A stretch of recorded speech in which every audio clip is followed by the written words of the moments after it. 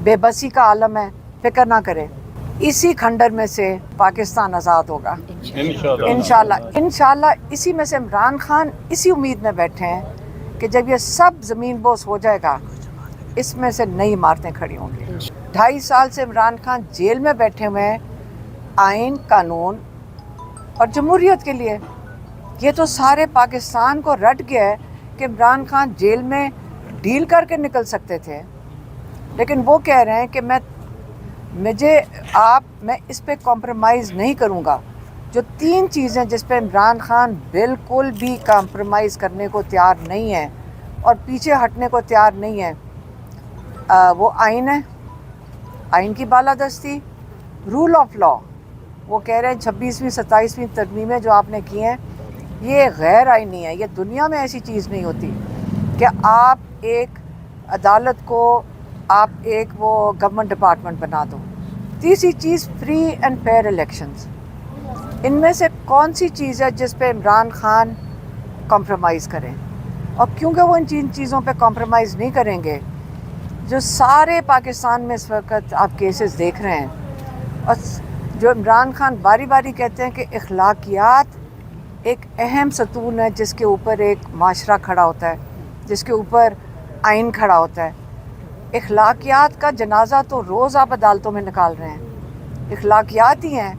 आप अपने दीन का साथ भी, जो कहते हैं ना कि ब्लास्फेमी लॉ के नीचे आप नाउज़ुबिल्लाह कुरान का पेज अगर आप फाड़ दो तो सज़ा है, लेकिन जब कुरान पे आप अहद करके गवाही देते हो दुनिया में, अगर आप गलत गवाही दो दुनिया में, वो भी बाइबल पे हाथ रखते हैं, तोरा पे हाथ रखते हैं, कुरान पे हाथ रखते हैं, अगर इनके ऊपर आप हाथ रख के गलत गवाही दो तो सज़ा है, सज़ा है। जज साहब का काम बनता है कि इनसे पूछें कि तुम क्या अहमकाना गवाहियाँ दे रहे हो।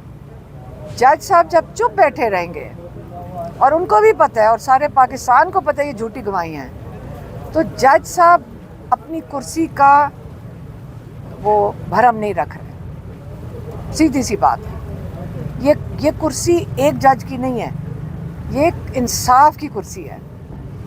इसके ऊपर अगर आप इसका बोझ नहीं उठा सकते, लोगों को इससे हट जाना चाहिए, क्योंकि इसकी सज़ा कई दफ़ा हम देख चुके हैं कि दीन में भी आता है कि जो काजी की सज़ा है दोज़ख में उस सबसे बदतर होएगी, क्योंकि उनकी ज़िम्मेदारी बहुत बड़ी थी।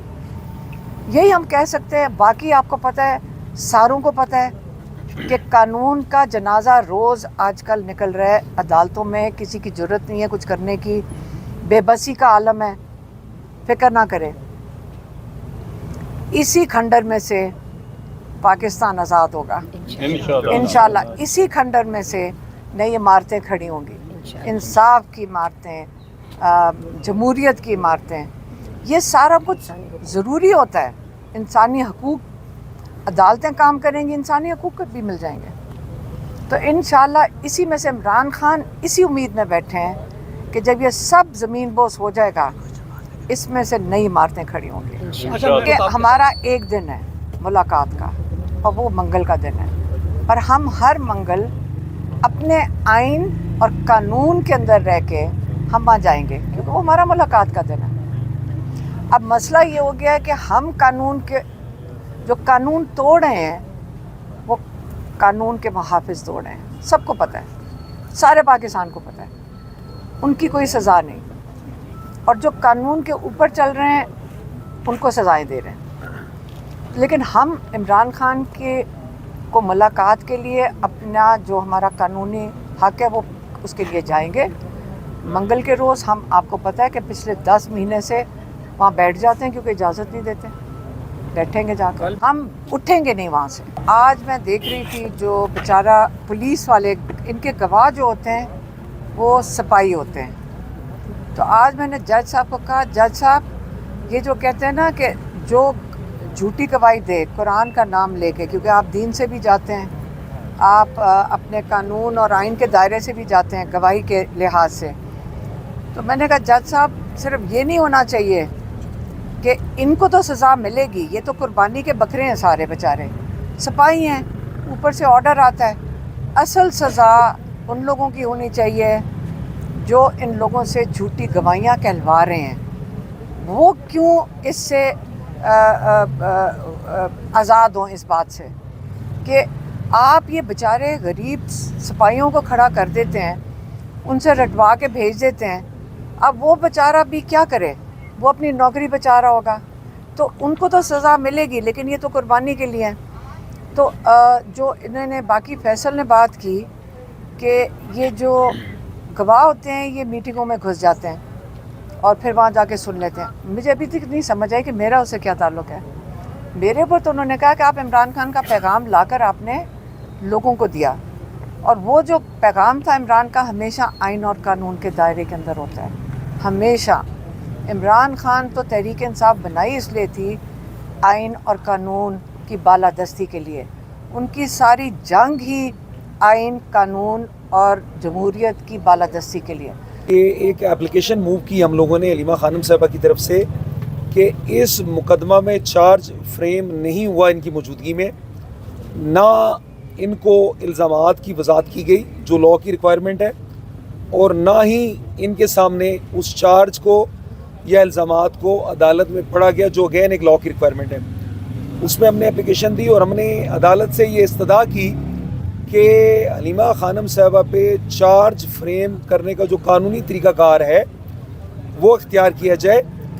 اس سے پہلے جو استغاثہ کا دعویٰ چارج فریم ہوا وہ ہماری غیر موجودگی میں ہوا, وہ چارج ہمیں وضاحت کیے بغیر کیا گیا, اس چارج کو ہمارے سامنے پڑھا بھی نہیں گیا.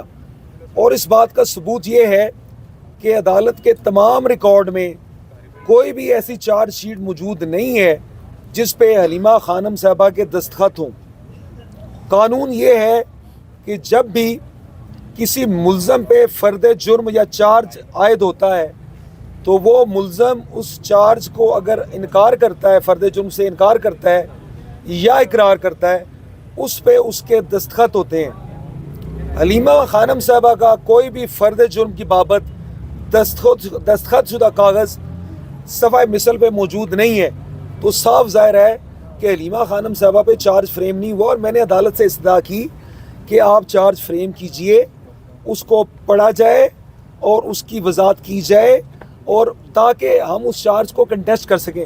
ہماری اس درخواست خارج کر دیا گیا, جس کو انشاءاللہ تعالیٰ اب ہم ہائی کورٹ جا رہے ہیں, کیونکہ ہمارا کہنا ہے جو بھی شہادت ریکارڈ ہوئی ہے وہ فرد جرم کے بغیر ہوئی ہے, اس کی کوئی قانونی حیثیت نہیں ہے. اس کے اپلیکیشن کے ڈسمسل کے بعد 8 گواہ لکھے گئے اور وہ انتہائی